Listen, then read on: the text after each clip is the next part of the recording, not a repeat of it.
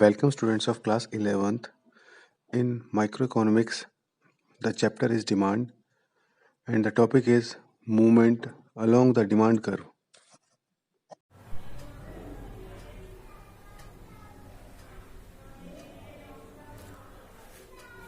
Movement along the demand curve.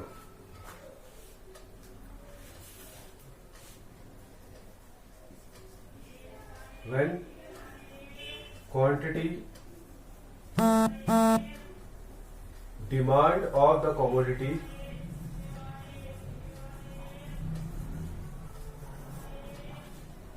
changes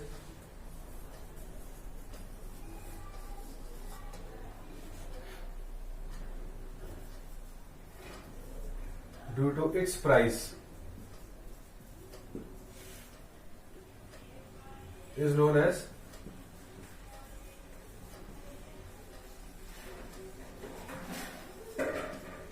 quantity demand is known as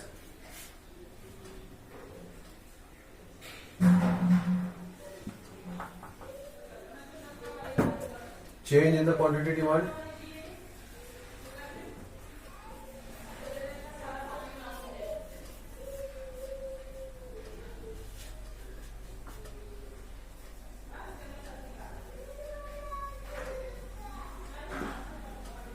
when quantity demand of the commodity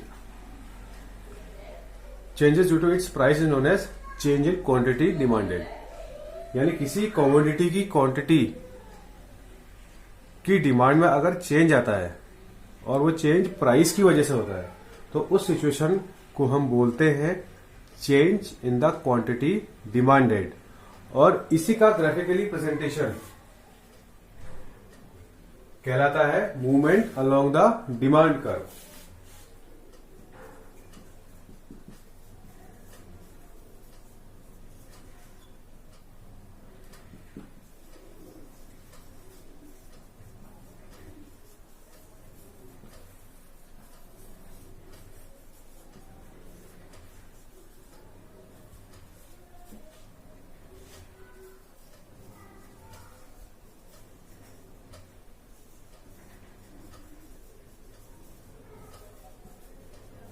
movement along the demand curve. ठीक है,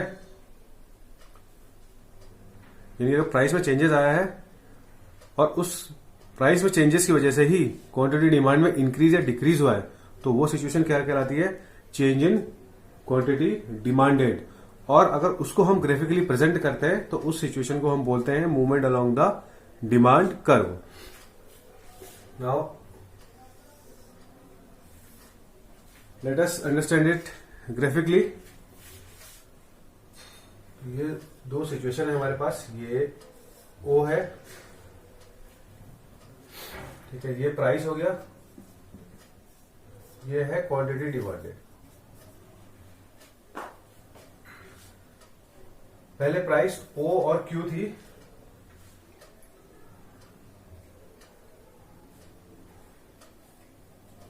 ये quantity demand हो गया और ये price हो गया. तो ये प्राइस है और ये है क्वांटिटी डिमांड. P पर quantity demand,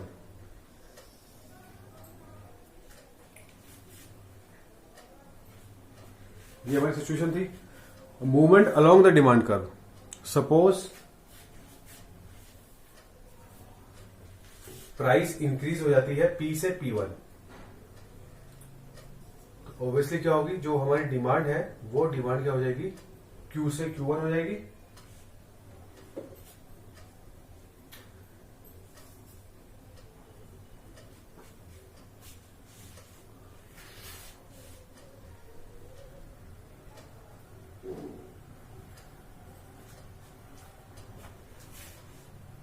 and suppose price P से, पहले प्राइस क्या था P था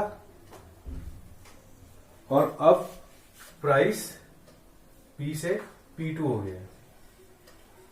तो अब इस सिचुएशन में क्या होगा, क्वांटिटी डिमांड इंक्रीज हो जाएगी तो ये Q2 हो जाएगी.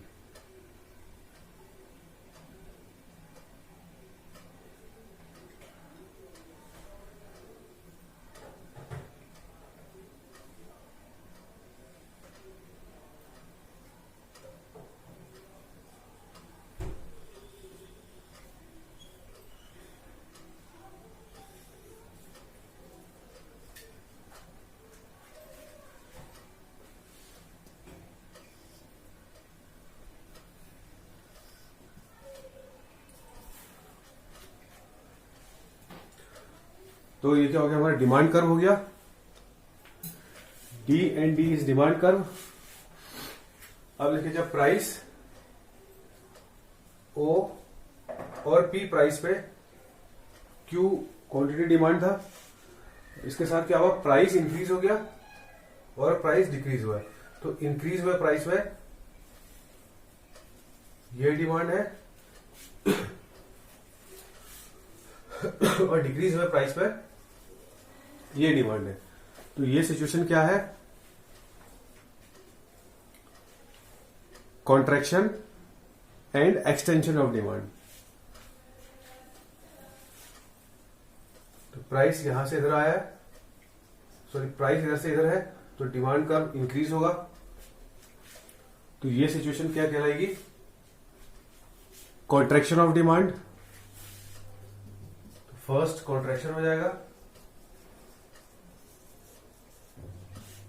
डिमांड कम हो गई है, पहले डिमांड क्यू थी और अब कम हो गई है। तो ये सिचुएशन क्या कहलाएगी, contraction of demand.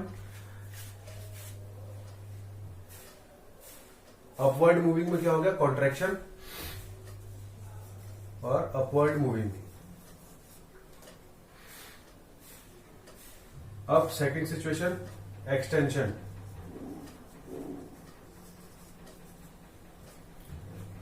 Price decrease हो गया है, पी से P2 हो गया प्राइस, तो क्वांटिटी जो डिमांड थी वो Q से Q2 हो गई है। तो ये यहां से इधर आ गया है।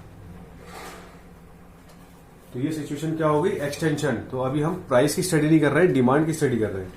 तो हम डिमांड का ही एक्सटेंशन और कॉन्ट्रैक्शन की स्टडी करेंगे। तो ये सिचुएशन क्या कहलाएगी, extension of demand when the downward moving of demand curve, downward. ये सिचुएशन क्या कहलाई, एक्सटेंशन ऑफ डिमांड। और इसी को हमने ग्राफिकली प्रेजेंट किया, तो ये कहलाया movement along the demand curve.